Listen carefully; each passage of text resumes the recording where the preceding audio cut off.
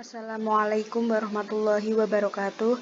Perkenalkan, nama saya Solihatun, NIM 2020-411076 dari kelas B. Di sini saya akan mempresentasikan jurnal rekayasa genetika yang berjudul Produksi Padi Transgenik Indica CVMR219 yang mengekspresikan gen ABP57 secara berlebihan melalui transformasi yang dimediasi agrobakterium.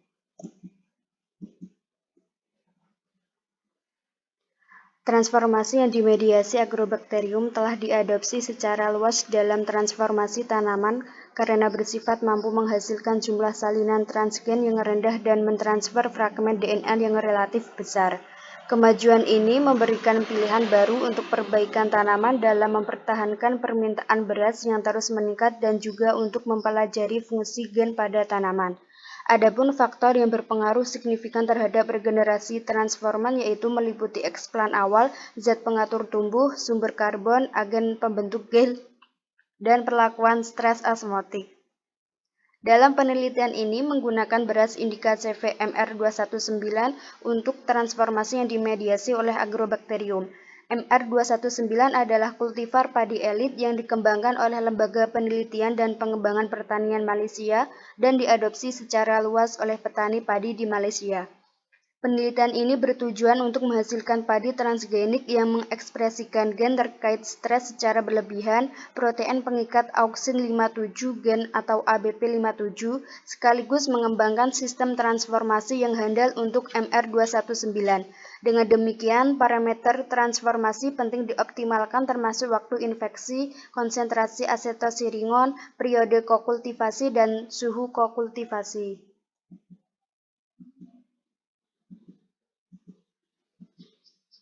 Bahan dan metode. Yang pertama, persiapan bahan tanam dan eksplan. Biji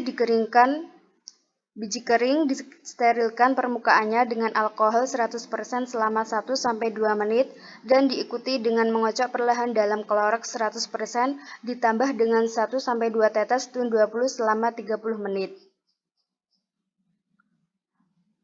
Yang kedua, vektor ekspresi berlebihan dan budidaya agrobakterium. Vektor berisi gen hygromycin phosphotransferase HPT2 sebagai penanda yang dapat dipilih. ABP57 digerakkan oleh promotor CAMV35S. Agrobakterium ditumbuhkan semalaman dalam 5 ml cair media LB ditambah dengan rifampicin dan spektinomycin dalam shaker inkubator 220 rpm pada 28 derajat Celcius. Selanjutnya, alikuat dari 1 ml suspensi bakteri dipindahkan ke 20 ml media LB cair segar yang ditambahkan dengan antibiotik yang sesuai dan ditanam di inkubator.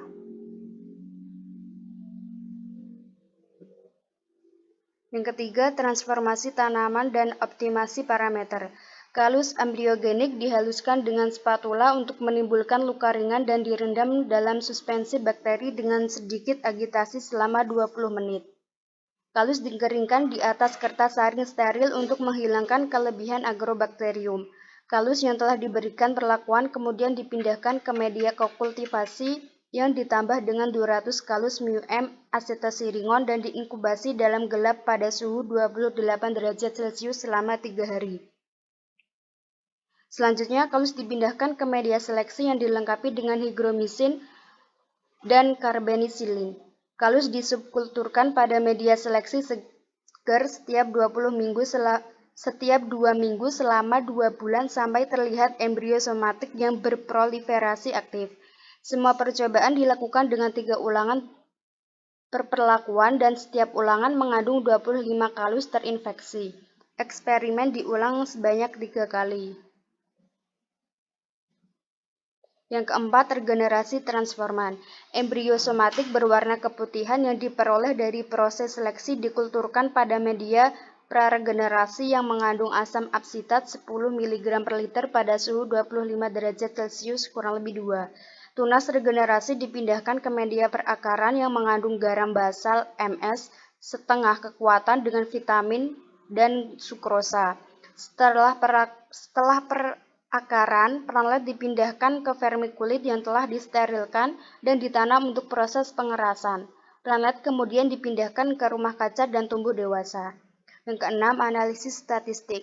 Data dianalisis dengan satu arah ANOVA dan perbedaan rata-rata perlakuan diuji dengan uji Duncan pada taraf 5%. Analisis statistik dilakukan dengan menggunakan SAS93. Screening PCR dan analisis RT-PCR.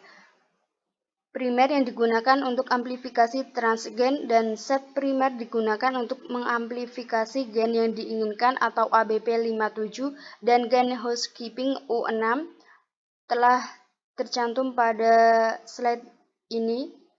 Untuk semua PCR, produk amplifikasi divisualisasikan dengan elektroforesis dalam gel agarosa ethidium bromida 0,8 BV.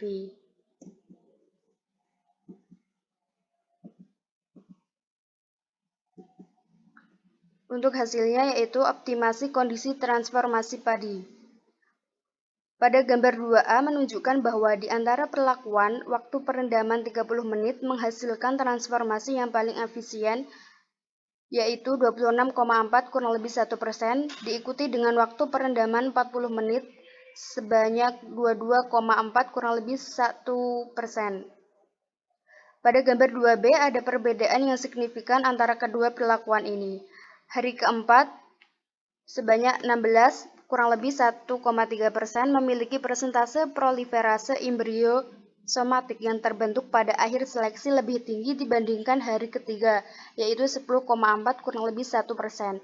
Kokultivasi 1, 2, dan 5 hari tidak menunjukkan perbedaan efisiensi transformasi yang signifikan dalam transformasi MR219. Pengaruh berbagai konsentrasi asetosiringon dalam media kokultivasi ditunjukkan pada gambar 2C. Persentase pembentukan embrio keputihan secara signifikan tertinggi di hadapan 200 μm asetosiringon yaitu 14,4 kurang lebih 1% dibandingkan dengan semua perlakuan lainnya. Pengaruh suhu kokultivasi terhadap efisiensi transformasi MR219 dengan ABP57 juga diselidiki pada gambar 2D. Kokultivasi pada suhu yang lebih tinggi, yaitu 28 derajat Celcius, memiliki efisiensi transformasi yang jauh lebih tinggi, yaitu 18,4 kurang lebih 1% dibandingkan dengan suhu yang lebih rendah, yaitu 22 derajat Celcius, yang hanya memiliki 12 kurang lebih 1,3% efisiensi transformasi. Pengaruh maltosa dan sorbitol terhadap in vitro regenerasi tanaman. Pada tabel 1 menunjukkan pertumbuhan embrio somatik paling optimum pada media dan perlakuan 20 gram per liter maltosa ditambah 20 gram per liter sorbitol yang dengan perbandingan 20 banding 20 gram per liter. Nekrosis diamati dalam 1 minggu regenerasi dan semua perlakuan menunjukkan nekrosis embrio setelah 4 minggu kecuali perlakuan 20 banding 20 gram per liter yang memiliki pencoklatan sangat minim.